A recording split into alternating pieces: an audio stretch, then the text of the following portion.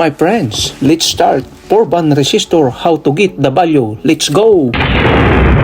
4-band resistor. Ngayon, pangalawang example, unang color, first significant is brown. 1. Lakyan po natin, 1. Pangalawang color, black. S, nasaan ang black? 0.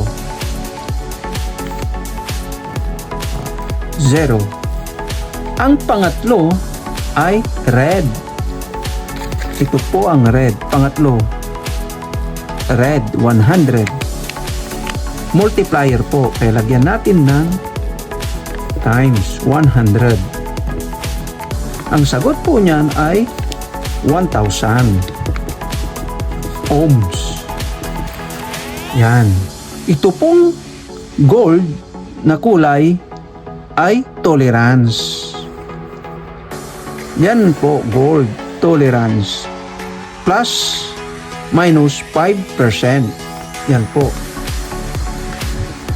Ang 1,000 ohms at tumaas ng 5%, yan po, okay lang po ang value ng resistor. Pag bumaba po sa 1,000, ang value ng resistor ng minus 5% ay okay lang po. Yan ang ibig sabihin ng tolerance. Plus at saka minus 5%. Okay po, malinaw po. Yan. Ito po, 1 is brown, 0 is black. Multiply 100. Multiplier niya po yan. Ang tolerance niya po ay plus minus 5%.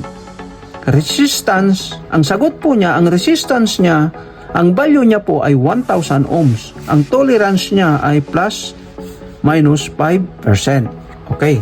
Pag may natutunan po kayo, please huwag kalilimutan mag-subscribe, like, and share, and click the notification bell para ma-notified po kayo sa susunod kong video.